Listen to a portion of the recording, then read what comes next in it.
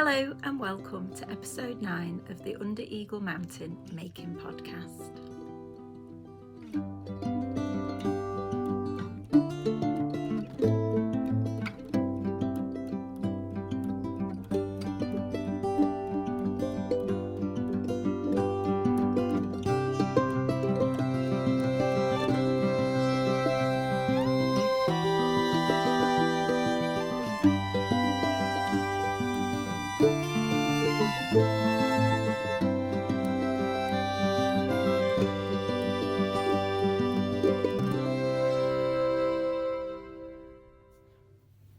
Hello and welcome to or welcome back to my podcast.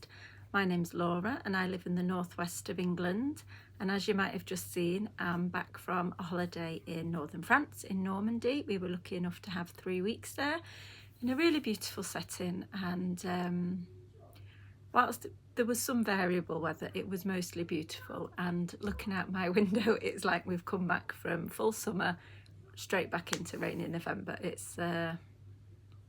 It's not gorgeous, but never mind. We had a lovely time. And partly because of the slightly dodgy weather, I've moved the angle of my tablet computer on which I record so that I'm sort of sat more in front of the window, because sitting the way I normally sit, it was just way too dark.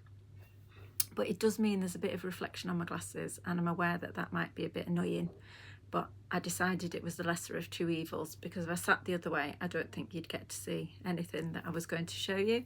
So I'm sorry about that, and it's just one of those things. So I am wearing, although it's a bit grotty, it's not actually that cold. I'm wearing a Wilder gown that I made last year. I'll see if I can remember to put a photo or video of the full length, because it's a full length dress, a long dress.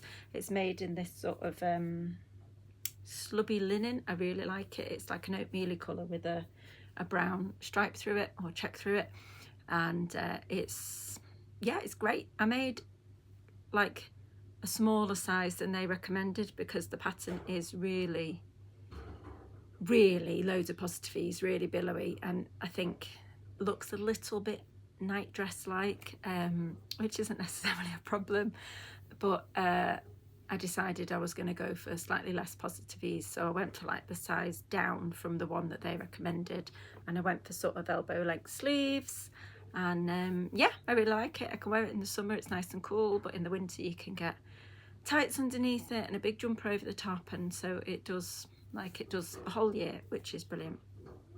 I probably would make another one, maybe with longer sleeves. It's quite cool. It's the only time I've made like a dress or a top with a raglan construction, and it was easy, it was fine.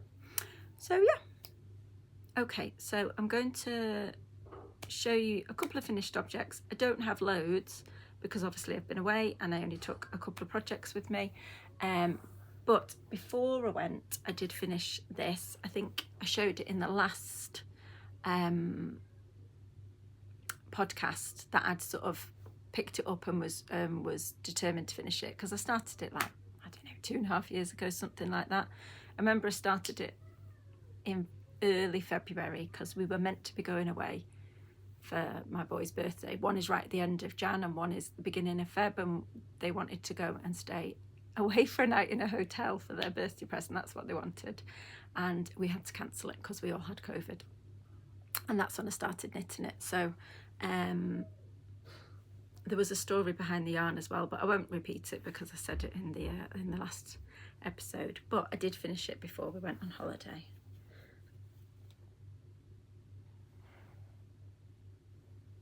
It's very big, so I can't show you all of it. Again, I'll try and put a picture in. It's called The Growth Rings Shawl. It's by Ashley Usling, and it was from the Making magazine issue 8, which was the forest one. And I did use all of the yarn. I've got the tiny bit over there, it's like this big. Again, I put a picture of it on my Instagram. There was like 2 inches left. I used nearly all of it, so I was really pleased. But it wasn't it didn't even take me to, there was two sizes, there was a small and a large, and I was not many rounds but a few rounds off the smaller size. In the pattern she just kind of, you have like a purl bump and then 5 stockinette and a purl bump and 5 stockinette, and I think she just has you kind of fade out on the stockinette, but I did I think I did 3 rows of purl around the edge to give it kind of like, it's like a rolled over edge, but obviously it rolls the other way, rolls towards the back, and it just gives it a nice a bit like when you see a top with an I-cord edge, it has that really smart edge. It gives like a definite end to it.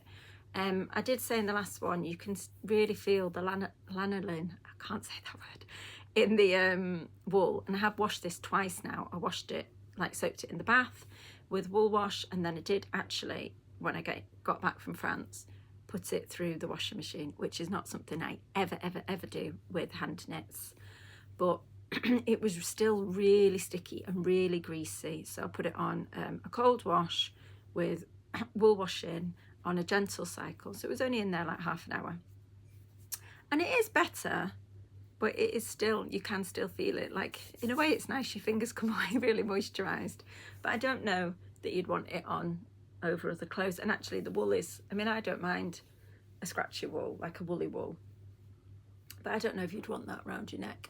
So I think I'm just going to pop it over the back of my chair, and I decided that if it had felted in the washing machine, that wasn't the end of the world, because in the back of my mind I thought I could always back it and use it for a rug if it still stayed really stiff. It's not stiff now, it's like relatively drapey, it's quite nice. I have woven in the ends, I've just not snipped them off yet. But it's really pretty, I really like it. The nature of the wool, it was somebody's hand spun it, it's just a single ply, and the nature of it is that you get these thicker bits and then you get these thinner bits, so you get bits that look really solid and bits that let like a lot of light through, and I really like that. I think it really just adds to the sort of organic nature of the item, and obviously that was the inspiration, it was a tree. So yeah, I'm going to keep, my daughter said, if you're not that keen on it, I could find it at home. I was like, no thanks, I think I'm going to keep it, I'm quite happy with it. So it'll kind of drape artistically, more artistically than that over there. So that was my first finished object, and I did get that in before I went on holiday. If you follow me on Instagram, you'll have seen that I had loads and loads of procrastination projects, like before actually doing the packing for 6 people to go away for 3 weeks. I'm just going to pause and say you can probably hear chatting. It is still the summer holidays, my husband is off because it's a Wednesday, and my kids are all about. And I think somebody's bringing me a cup of coffee, so bear with me 1 second. Are you coming in? In a minute, yeah. So, no, it's not ready. So yeah, you will hear a bit of noise. Again, it's just the way it is. So, my second finished object, this was the first project that I took with me when we went to France. A pair of socks.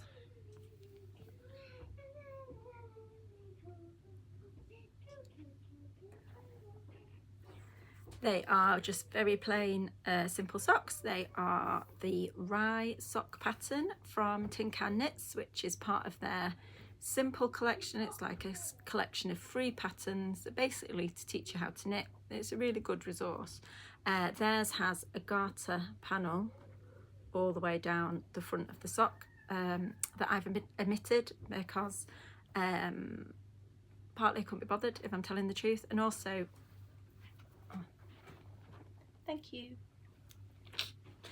And also, this is wool that I dyed last year, and it's a variegated wool, and I thought a plain stockinette was best for that. I don't know, I thought garter would just make it look even more kind of hyper, if you know what I mean. So, yeah, again, I've mentioned the wool last time, so I won't bore you with it if you're a regular watcher, and if not, feel free to go back and look at that one.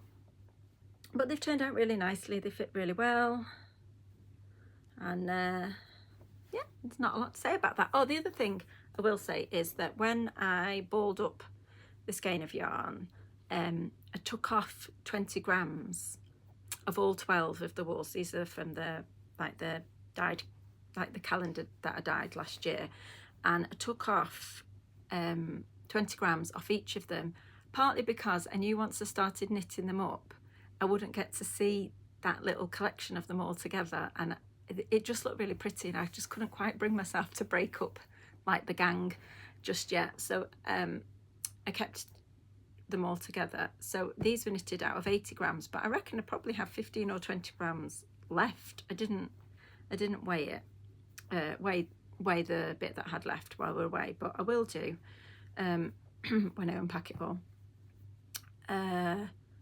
which is good because I think I would like to knit a bit longer. I did knit them a bit longer than it said in the pattern, but only like by about an inch maybe at most, but it stops kind of, can't see, about there-ish, and I'd like them to come up to like there-ish, really, like mid calf. I'd like them to be a bit taller because I don't like it when you sit down and your trousers go up a bit and they go up above the top of your sock. Like, I don't like that cold gap. I like it to all look cozy. So that's good to know that I could, if I knit another pair of these, I could knit them like significantly longer in the leg. So yeah, then the next pair of socks that I knitted, and I've kind of almost finished, I wanted to be, the pattern I took with me was the Drea Renee knit, so the DRK Everyday Sock, which is like a ribbed sock, an all over ribbed sock, and you start at the toe and then you knit upwards, which I've never done before, but it struck me that that would be a good idea, because then you could keep knitting. You know, if you split your ball of yarn in two, you could just keep knitting until that ball of yarn ran out, and then I would get the longest possible socks without worrying about running out before I got to the toe. So I packed that pattern and I made sure I had the right size needles. I knit socks on DPNs. I do get a bit of ladder in, but I just find it easier. I don't too much knitting on, like, I have small circular needles that I use for the sleeves often, but too much knitting on it, it kind of, my fingers cramp up. I don't really enjoy it. I feel a bit like a little kind of mouse knitting. I don't like it. So I much prefer DPNs. But when I got the pattern out on the second week of the holiday and looked at it, the first thing it said is you need circulars in order to do the cast on. Like, she has a video for how to do the cast on. It's not, I think it's called the Turkish cast on. So it's a bit like, I know there's another one called Judy's Magic Cast On. I'm assuming that they're similar, and it's so that you can cast on like seamlessly. But you needed to do it in a sort of magic loop type effort, so you needed a circular needle, and I didn't have one. So right from the off I was scuppered. I should have read the instructions before I left. So I still wanted to make the rib socks, so I just used the Rye pattern. I knitted the small adult in those, so it's a 60, I should have said, it's a 60 stitch count, and I knitted these ones. I knitted the ribbon on 2mm and the body on 2.5mm, and they are a nice fit. Like, there is a bit of negative ease, but I feel like they could go a bit tighter. So these ones, to make the stitch count work for when I was splitting, I did the 64 stitch count, but I did them all on the 2mm. So I decided, the fact that I could have a bit more room and that these were being done in rib and a size up, that I would just knit the whole thing in 2mm, and they were really good fit actually, although mysteriously, and I don't know how I did it, well, I obviously just didn't count and didn't crease enough, the foot is ended up being 68 stitches. I must have just missed off like 2 decreases when I was doing the gusset, but I don't know how I did that because I was counting them all, but I don't know, these things happen. So I just had to make sure on the second stock that I made the same mistake, like on purpose. So these are knit in 2 of the colourways that I dyed last year. This is like from a Madder Exhaust, and this is like the first Madder Bath, and they were dyed with madder that I grew in my garden, and because the roots have to be established, you dye with the root, and they have to be a good 3 years old at least. This is like a long time coming to get my first home dyed madder. So yeah, I just kind of made it up based on the rye pattern. I did 64 stitches, and I did a garter heel, and I did a plain toe, partly just because I didn't want to try and keep the rib pattern and figure out the decreases for the toe, and it looks scruffy. Like, I managed to do it for the decreases here and it looks all right, I think, but I was just being lazy, but it's fine actually. I'm quite pleased with it. They look nice on. So the second stock I've nearly finished. I've got 10 more rows on the foot to do, and then the toe. So I'm hoping to get that done this week. It's Wednesday today, as I said, and I think that's really doable to get it done by the end of the week. Now, the other bit of knitting I did on holiday was I did 8 more patches for my Heirloom quilt cardigan. So now I only have 4 left to do, and then I'll have done all the patches for the cardigan and I can start the construction of it. And I'm quite pleased with that, because on my inspiration video for the upcoming Cal, which I'll talk a bit more about in a minute, I'd said I wanted to get all the patches done by the end of September, and I've only got 4 left to do, so I'm well on with that. I'm quite pleased. So I did 4 for all the patches. I did, like, I picked a colourway, so 2 of the yarns. The yarns is Hearth DK by Emma at Woolly Mammoth Fibre Company, and I'd pick 2, and then I'd do 2 patches with the contrast colour for the start and the other colour for the background, and then I would do 2 the other way around. So each kind of colour pairing has 4 patches. So that was that one. It was like a green and a sort of soft browny colour, and then this one, which is jumped up there into my faves, is this, I think it's called Cognac, this colour, and it's like a coppery colour. I don't know, she doesn't say what she dyes them with. I like it when dyers list, you know, they have a colourway name, but I like it when they tell you what they were dyed with, but she doesn't do that, so I don't know. It's probably onion skin and something, I don't know. And then this is like a purpley colour, like a soft purpley colour, and you can see that there.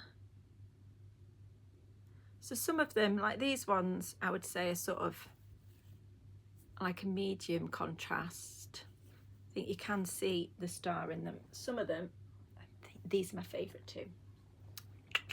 That's a really high contrast. They stand out really, really well. And I think I'm going to do 1 sleeve in this colour and 1 sleeve in that colour. I think I've got enough. So when I wound up the skeins, I wound them each into 2 50-gram balls, and the squares will all have been knitted out of one lot of the 50 grams with tiny bits left. So I got enough to do a sleeve in 2 of the different colours, and then I think the ribbon I might do stripy. I might. So I like to use up all the little leftover bits, and then I'll still have 50 grams of nearly all the other colours, so not those 2 but nearly all the other colours to go in a different project, so that's pretty good. That was another quite high contrast and a bit of a fave, but then some of them, there's this one is a pretty low contrast, and it's the only one that's really, really low. So I haven't decided what like colour pairing I'm going to do for the last 4, so it's like the last set, and I'm wondering whether I should purposely pick something that is a bit low contrast, so that's like not the only one that's quite a low contrast and it doesn't stand out, or maybe that's just silly, like purposefully doing one that's a bit rubbish. I don't know. I haven't decided. I'll have to decide. I don't want it to be a reason for me to sort of procrastinate about finishing it. But that's where I'm up to with that, so I'm quite pleased. If you've watched the last episode I did, which was kind of like a special one, you will know that I am going to host a cowl. Officially it starts on the 1st of September. That might be like the day that you're watching this, the day that it comes out, or it might have already have passed. I think today is the 27th of August, so it just depends how long it takes for me to sort this out and load it up. But that's when it starts officially, although some people have already like started. And I said in the last one that whips were really, really welcome. So like, obviously I'm like halfway through my project. It's a knit patchwork cowl, that's the hashtag, all one word, and it's, yeah, a Knitalong inspired. It's a Knitalong where we are knitting things inspired by patchwork quilts. I got it out. And like quite a few people have contacted me saying, oh, I might do this and I might do that, and thinking about doing this. I know Jane at Snapdragon Life also has an heirloom quilt cardigan kind of in process, and that she'll be joining in. I did say last time that Andrea Mowry's framed sweater, which is her Rhinebeck sweater for this year, has like a quilt inspiration, and she's also now brought out a cowl with the same stitch pattern. So if you're already doing that, slap my hashtag on it, and you can like double dip, double the prizes or chance for. And also Casey Apple at Young Folk Knits on September the 1st is starting a mosaic knit along, and that runs through till Christmas, like a mosaic knitting. And some of the patterns that I showed, so the Hesper cardigan by Savoury Knits that I showed is mosaic knitting, and she has just brought out another cardigan called the Pawley cardigan, which has the same like star motif, but the Hesper has it like small round the yoke, whereas this is much bigger round the bottom of the cardigan. And there were also some dishcloths that were mosaic knitting. So if you fancy doing one of that for my knit along, you could also put Casey's hashtag on and have a chance to win something with her. So it's nice. It's like everybody doing lots of different things, but all coming together. All that to say is that that cardigan is my main project for the knit along. I'm not going to say entry because I'm obviously not putting my own name in for the prizes, but yeah, I'm going to kind of knit along with everybody. It kind of brings me to this, but not really, so I'll explain that better. I think in my last video, or maybe the one before, I'm not sure, I showed a number of mini skeins of 100% Shetland wool that I'd dyed up over spring, really. Again, it was Jane from Snapdragon Life was doing in her studio club was doing like spring dyeing with lots of different plants, and I'd put together like a little rainbow of different yarns, and these were two more, so obviously that's indigo. And then this is something that I can't quite remember,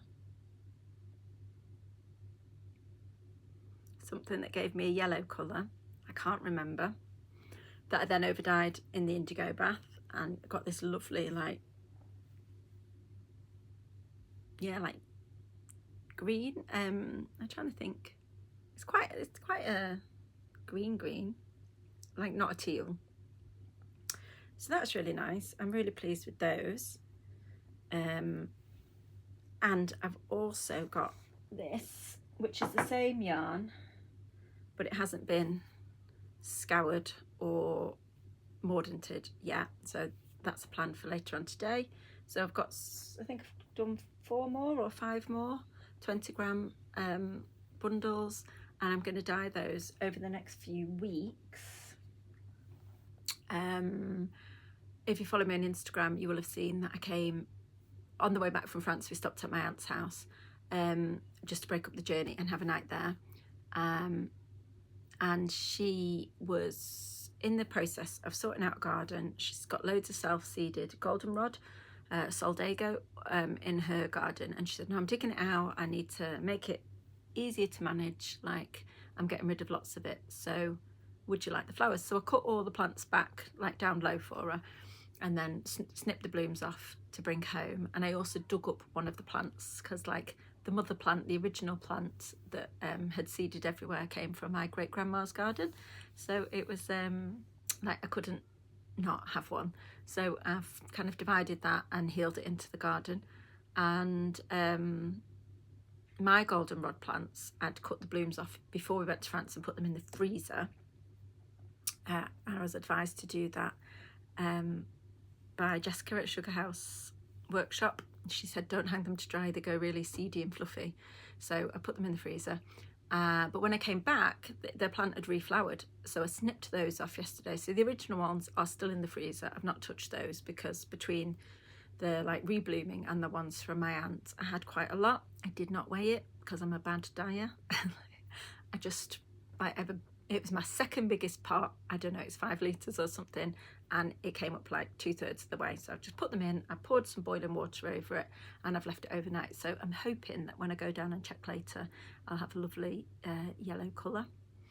Before I went away as well, the boys and I went up for a walk on the moors, and I snipped a lot. There's loads of heather growing up there, so I snipped lots of the heather, and I had that laid out on trays in the greenhouse, and that's all nice and dry. So I'm going to dye with that. And in the past I've had like a peachy, orangey, tangerine colour, so that would be really nice. I've got some green walnuts that I've kind of cracked the shells and put them in soak only yesterday.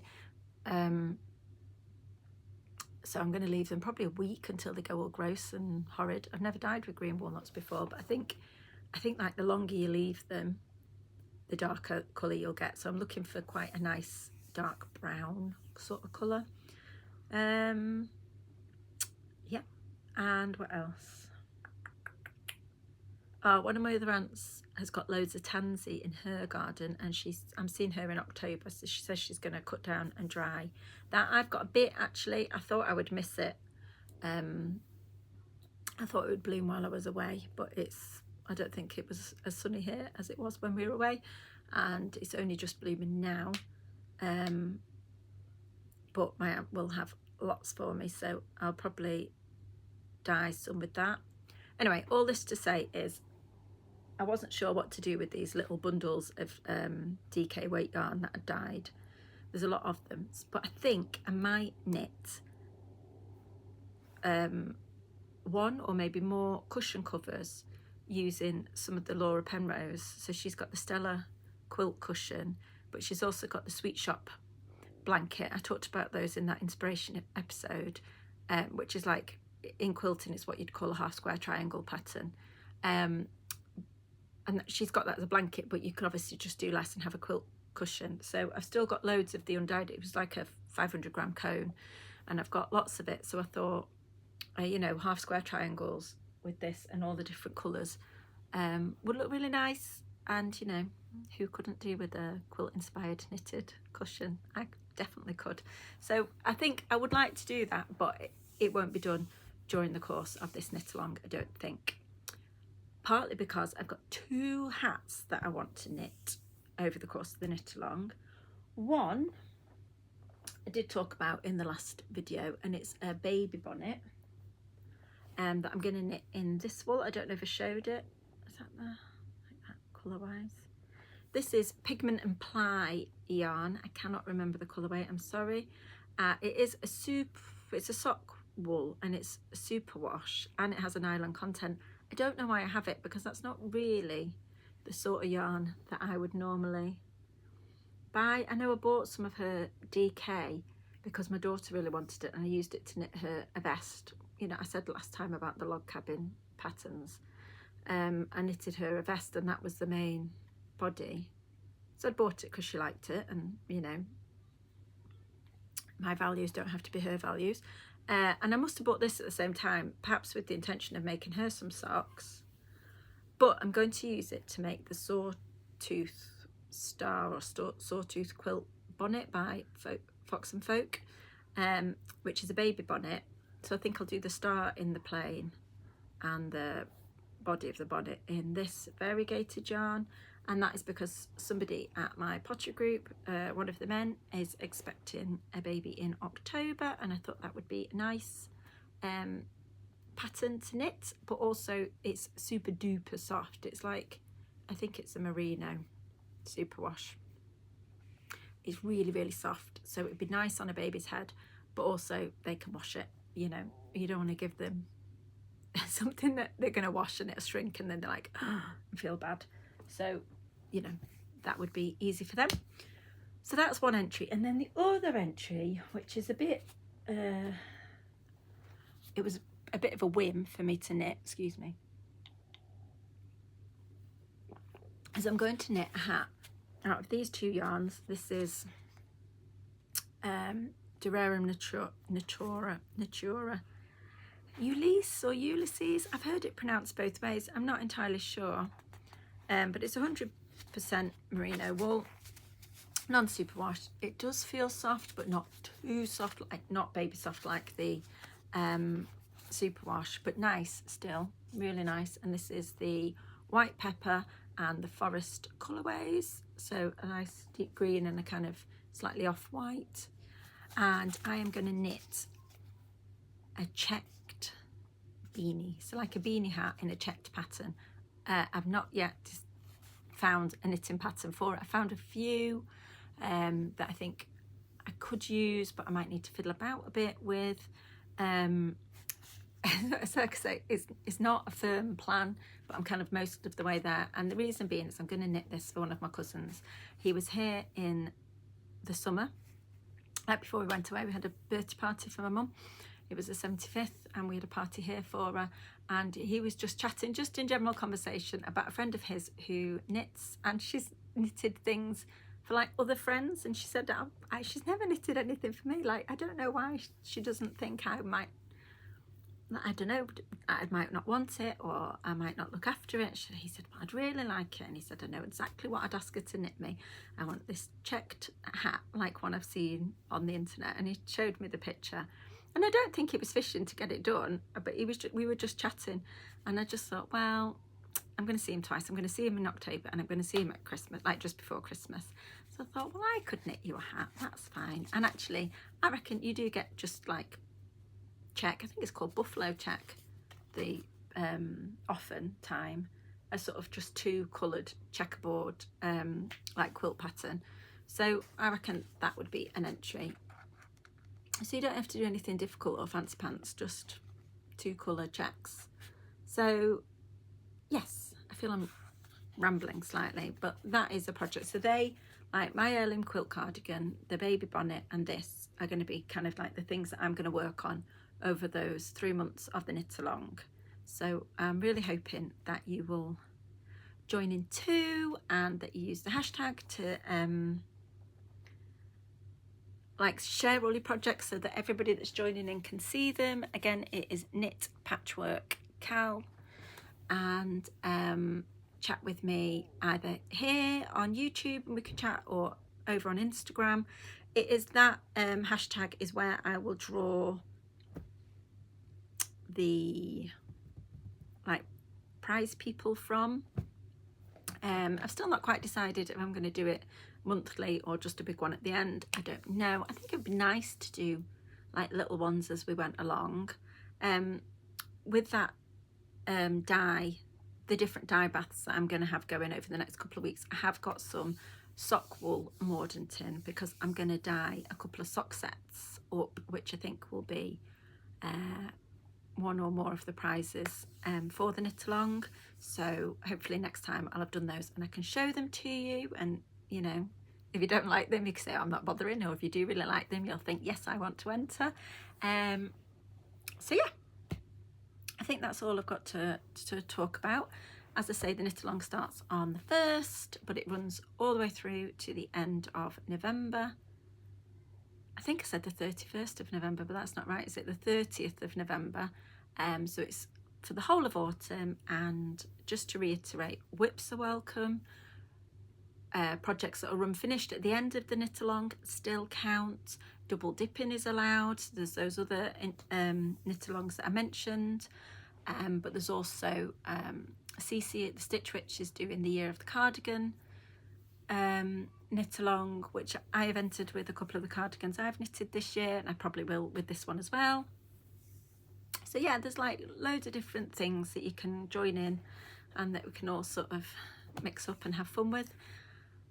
And yeah, I was gonna spend the day gardening because it looked pretty promising this morning. It's about 9:30 now, but it is in fact raining, so there might be a slight change of plan. I might be in the greenhouse, maybe cleaning up before I plant my autumn seeds. Let me know what you're up to and what you're knitting on, and if you're going to join the Knitalong, which pattern you're thinking of using.